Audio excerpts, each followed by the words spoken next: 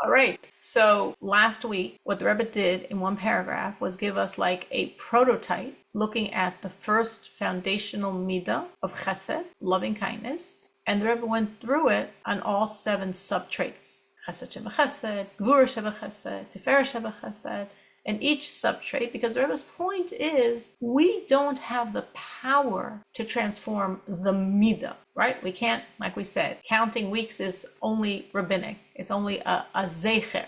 It's not biblical because we can't really do it, but we can count days. We can refine subtrait by subtrait by subtrait by subtrait. And that's like, so to speak, biblical. We're still doing it now just like we did it then. So the Rebbe gave us this prototype first on the side of the godly soul. But that's not really what we're doing in Sfiras HaOmer, obviously. Sfiras HaOmer is the refinement of the animal. So we're looking at the godly perspective on chesed in its 7 subtraits to now go to the animal perspective on chesed in its 7 subtraits. And really what we like to do is so refine and transform this power that instead of being in an animal state of chesed shebechesed, I should be in a godly state of chesed shebechesed. And instead of being in an animal state of tiferet shebechesed, I should be in a godly state. So you'll see how very similar to how we defined on the godly side these 7 subtraits, we're now seeing the flip of that on the animal side. And as I said last week, and I'll say it again,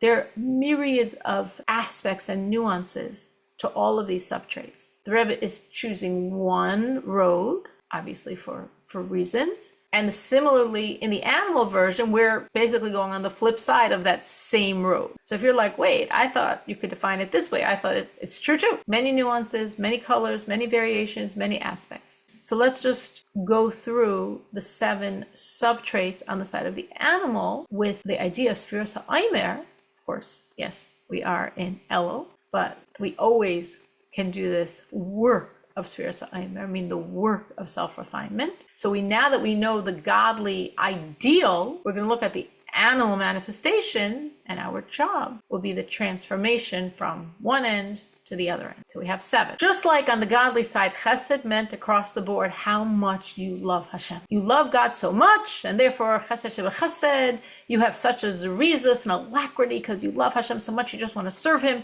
and you feel such love for people serving Him. So similarly, on the flip side, chesed on the animal always means you love physical so much. You love gashmis so much. You must love immersion in your pleasure so much, consistently, in all 7 manifestations. Chesed shebechesed means you have such a love for this. You just are like so enjoying and excited and immersing yourself in all of these physical taivas. Gevura shebechesed is, well, just like Gevura shebechesed on the godly side was hating anything that opposes godliness. Gevura shebechesed on the animal side is hating anyone that tries to stop you from your pleasures. So when someone says to you, oh, Pasnish, come on, a Jew indulging in all this, come on, is this what you were created for?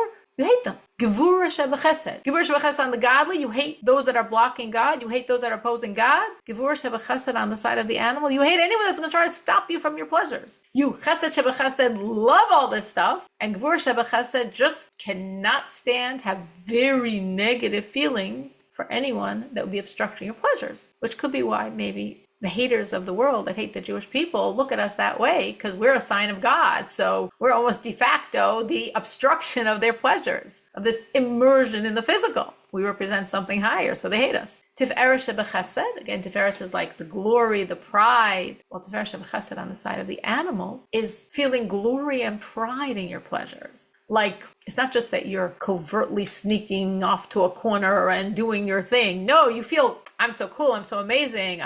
Whatever the pleasure is, I can rattle off all the baseball stars of all the leagues of all the years. Like, it's not just I have a pleasure in it. I have a pride in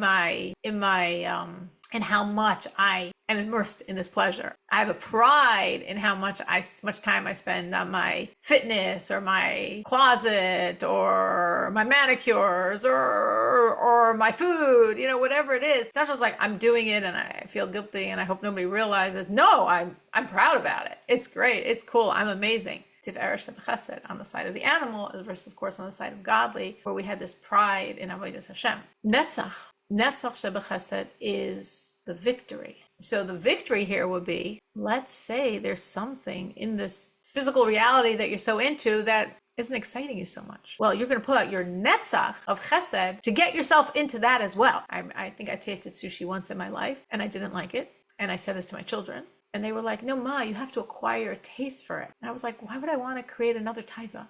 Like, why do I need to have another food that's calling my name? If I need to acquire a taste, I'm not interested. If I had netzach shebechesed enough, I would have said, oh my gosh, everyone loves sushi. I don't love sushi. I've got a problem. Netzach shebechesed, I'm going to make sure I acquire a taste in sushi as well. Or in any other taiva, in any other arena. Hoid shebechesed, again, if you remember, like on the godly side, hoid shebechesed was even if it seems so impossible to achieve, but you're going to do it anyway and overcome the opposition, even though you can't overcome the opposition, but you're going to trust Hashem and overcome the opposition. So hoid shebechesed on the animal side is those same people that are trying to stop you, right? Gvur shebechesed, you hate them.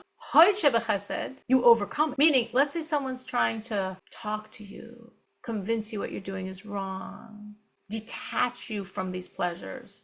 You won't let. Hoid shebechesed, no, you're not going to touch my taivas. You're not going to stop me from what I want to do.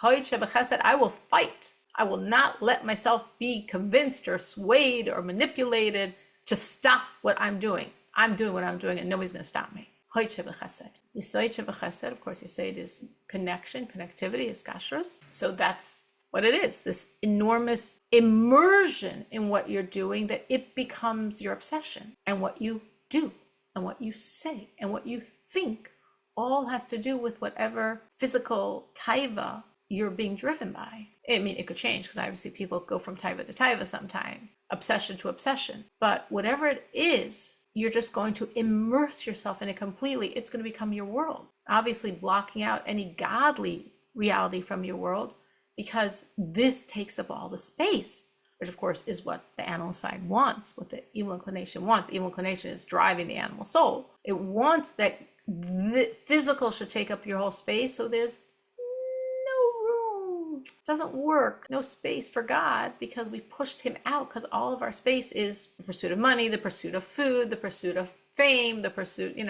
social media pursuits, whatever it is.